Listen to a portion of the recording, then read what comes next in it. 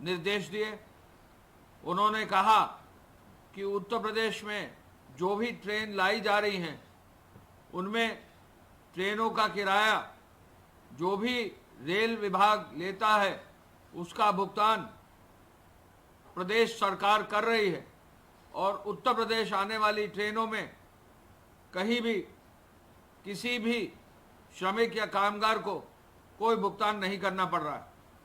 माननीय मुख्यमंत्री जी ने आज यह भी कहा कि जो ट्रेनों का संचालन है वो इस प्रकार किया जाए कि अधिक से अधिक संख्या में जहां से भी जिन भी प्रदेशों से संभव हो और जहां के प्रदेश भेजने के लिए इच्छुक हो, तो अगर उस प्रदेश से सूची प्राप्त हो जाती है आने वाले श्रमिकों और कामगारों का, तो तुरंत उनकी सहमति और स्वीकृति दी जाए और ट्रेन को चलाकर व्यवस्था की जाए। मुख्यमंत्री जी ने आदेश दिया है कि जहां एक और महाराष्ट्र, गुजरात, नई दिल्ली, पंजाब, अन्य प्रदेशों से लोग आ रहे हैं, साथ साथ नॉर्थ ईस्ट से, असम से, नॉर्थ ईस्ट के अन्य राज्यों से, पश्चिम बंगाल से और दक्षिण के जो राज्य हैं तमिलनाडु,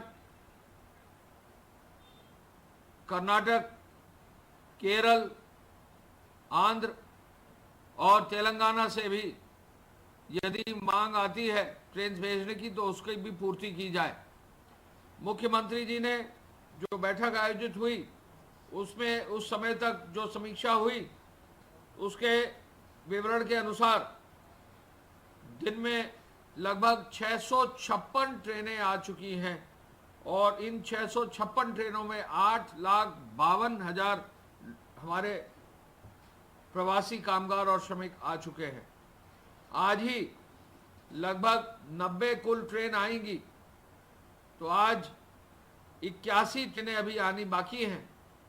तो आज ही अगर ये 81 ट्रेन हम ले लें और साथ साथ जो स्वीकृति अभी दे रखी है, लगभग 258 ट्रेनों की स्वीकृति दे रखी जो आने वाली हैं या जिनको कल या परसों आना है, तो कुल मिला के 914 ट्रेनों की हम या तो उनको प्रदेश में ला चुके हैं या उनकी स्वीकृति दी गई है और वो रास्ते में है, आज या कल में आने वाली है। इन 914 ट्रेनों में 11 लाख श्रमिक और कार्मिक जो है आ रहे हैं। माननीय मुख्यमंत्री जी ने आज पुनः समीक्षा की कि उत्तर प्रदेश का जो यूपीएसआरटीसी का बेड़ा है, ये पूरे देश में सबसे बड़ा बेड़ा है बसों का, इसका फुल यूटिलाइजेशन 100% यूटिलाइजेशन हो और इसकी भी रिव्यू ट्रांसपोर्ट और अन्य हमारे जो उसके जुड़े हुए विभाग हैं उससे किया। साथ साथ निजी बसें भी जहां भी जिन भी जनपद में है उनको अधिकृत करके उनको भी श्रमिकों को और कामगारों को लाने की व्यवस्था करने का निर्देश दिया है। प्रदेश में बसों की कमी नहीं है। प्रदेश में इसके साथ साथ विद इन दी प्रदेश के अंदर भी ट्रेनें चलाई जा रही। झांसी से ट्रेन पूर्वांचल चल रही है, आगरा से ट्रेन पूर्वांचल चल रही है, कोसी कला मथुरा से ट्रेन जो है पूर्वांचल के जिलों में चल रही है, सहारनपुर से ट्रेन पूर्वांचल के जिलों में चल रही है, मेम्यू ट्रेन जो है वो सहारनपुर से लखनऊ तक चल रही है। ऐसे में रेल विभाग का सहयोग लेकर हर संभव मैकेनिज्म से, हर संभव व्यवस्था से लोगों को लाया जा रहा है और बड़ी संख्या में लोग आ रहे हैं। माननीय मुख्यमंत्री जी ने यह भी कहा कि जब भी ट्रेन संचालित हो वहां सोशल डिस्टेंसिंग का पालन जरूर किया जाए। कहीं अगर चूक हुई है तो उसको सुधारा जाए और सुधार कर ऐसी व्यवस्था की जाए कि सोशल डिस्टेंसिंग में कहीं कोई दिक्कत ना हो। साथ साथ उन्होंने जब ये श्रमिक आ रहे हैं तो क्वारंटाइन सेंटर और क्वारंटाइन सेंटर में कम्युनिटी किचन की भी व्यवस्था के लिए आज पुनः समीक्षा की है। इन सेंटर्स में मॉनिटरिंग करने के लिए, निरीक्षण के लिए सीसीटीवी कैमरा लगाए गए हैं। उनको भी जो है अधिक से अधिक उनके माध्यम से मॉनिटरिंग करने का निर्देश दिया है और पर्याप्त मात्रा में भोजन और पानी की व्यवस्था करने का भी उन्होंने निर्देश दिया है। होम क्वारंटाइन में भेजते वक्त राशन का पैकेट दिया ही जा रहा है। ये एक ऐसी व्यवस्था है जो पूरे देश में नायाब है और अब तक जितने भी कामगार आए हैं उनको राशन का पैकेट देकर घर भेजा गया है। ये बहुत बड़ी जिम्मेदारी, बहुत बड़ा कार्य, बहुत बड़ा जो है एक एफर्ट है जिसको प्रदेश सरकार और प्रदेश सरकार का राजस्व विभाग कर रहा है। मुख्यमंत्री जी का आदेश है कि एक भी व्यक्ति राशन के सामान के साथ हर व्यक्ति घर जाए, कोई भी व्यक्ति, एक भी व्यक्ति छूटने न पाए। क्वारंटाइन सेंटर और क्वारंटाइन केंद्रों में जो लोग काम कर रहे हैं, राजस्व विभाग के, पुलिस के, होमगार्ड के, अन्य विभागों के, स्वास्थ्य विभाग के, उनका संक्रमण न हो, इस ओर भी उन्होंने आदेश दिया है और ध्यान दिलाया है कि हम लोग सावधान रहें, सतर्क रहें। मुख्यमंत्री जी ने कंटेनमेंट जोन और होम डिलीवरी की सुविधा को और बेहतर करने का निर्देश दिया है और हॉटस्पॉट की व्यवस्था और बेहतर करने का निर्देश दिया है। आपको मालूम है कि कल रात्रि में लॉकडाउन 4 यानी 18 तारीख यानी आज से जो चतुर्थ चरण है, लॉकडाउन 4 की व्यवस्था का आदेश कल गृह विभाग के माध्यम से जारी हुआ है। मुख्यमंत्री जी ने इसका अनुमोदन दिया है और कोशिश ये है कि जहां एक ओर इकोनॉमिक एक्टिविटी बढ़े, वहां दूसरी ओर स्प्रेड ऑफ डिजीज को भी नियंत्रित रखा जा सके।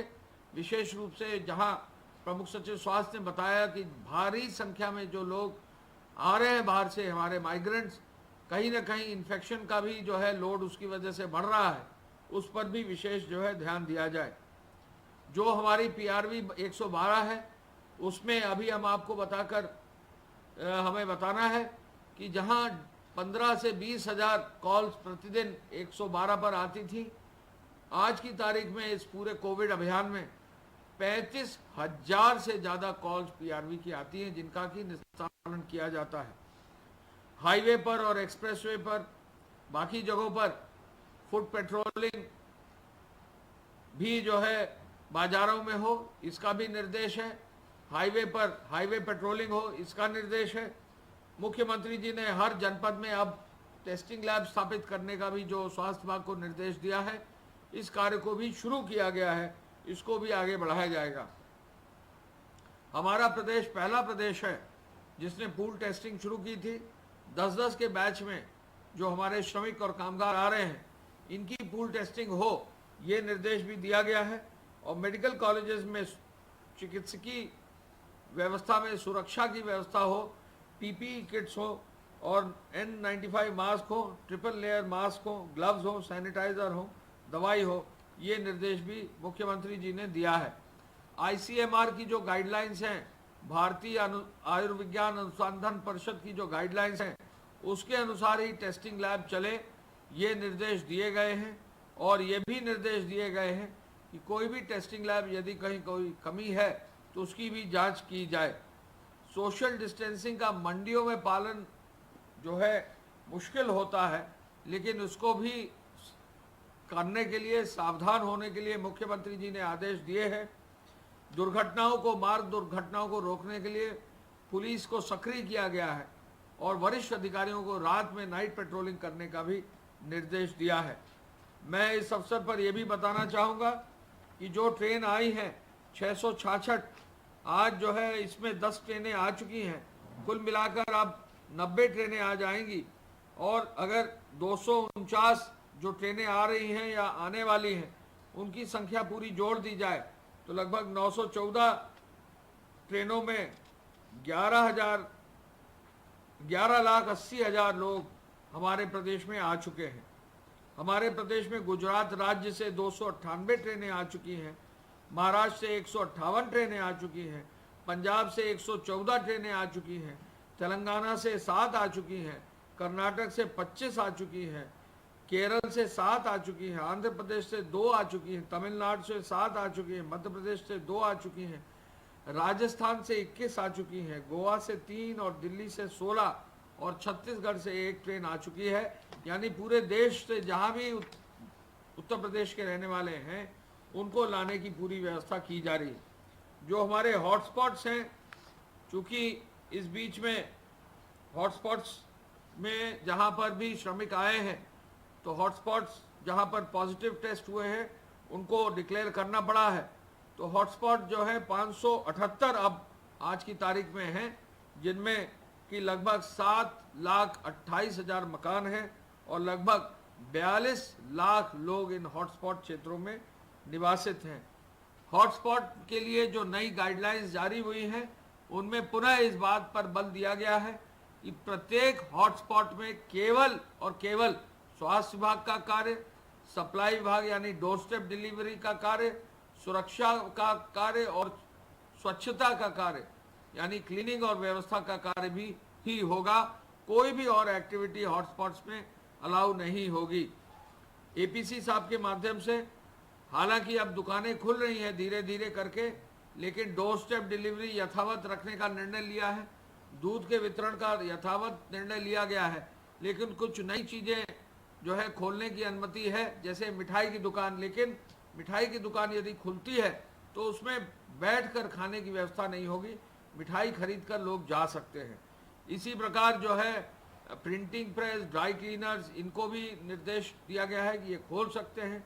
ग्रामीण क्षेत्र में जहाँ कंटेनमेंट जोन नहीं है वहाँ दुकानें खुलेंगी, छोटे कस्बों में दुकानें खुलेंगी, लेकिन शहरी क्षेत्रों में व्यापार मंडल के साथ जिलाधिकारी और जिला प्रशासन संवाद बनाकर कहाँ दुकानें कब कब खुलेंगी ये निर्देश कल दिए गए हैं। मैं ये बताकर मुझे खुशी है कि गेहूं क्रय में अब 225 लाख क्विंटल गेहूं का क्रय हो चुका है और साथ साथ जो है आज की तारीख में राशन कार्ड वितरण पर भी काफ़ी तेजी से कार्य होते हुए 3,54,00,000 कार्ड्स में 2,64,00,000 कार्ड्स पर लगभग 5,54,000 मेट्रिक टन खाद्यान्न का निशुल्क वितरण कर दिया गया है।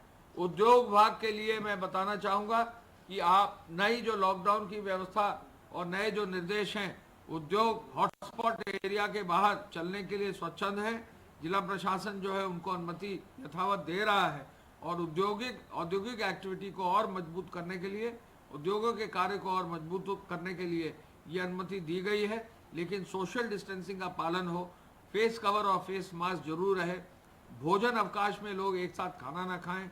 उद्योग जगत में कोशिश ये हो कि कोई भी व्यक्ति संक्रमित न रहे। अगर संक्रमण की कोई संभावना है तो उसको इन सब मेथड से दूर किया जा सकता है। पुनः इस बात पर कि कोई भी व्यक्ति संक्रमित न रहे, अगर संक्रमण की कोई संभावना है तो उसको इन सब मेथड से दूर किया जा सकता है। पुनः इस बात पर बल देते हुए कि पूरे प्रदेश में पैदल न चलने का एक अपील मुख्यमंत्री जी ने की है। पूरे देश में मुख्यमंत्री जी ने अपील की है कि जहां भी कोई भी व्यक्ति उत्तर प्रदेश का होगा उसको निःशुल्क लाया जाएगा। उत्तर प्रदेश सरकार रेलवेज के माध्यम से अन्य प्रदेशों की सहमति से ट्रेन का संचालन कर रही है और इन ट्रेन के माध्यम से लोग घर तक पहुंचाए जा रहे हैं। धन्यवाद। जय हिंद।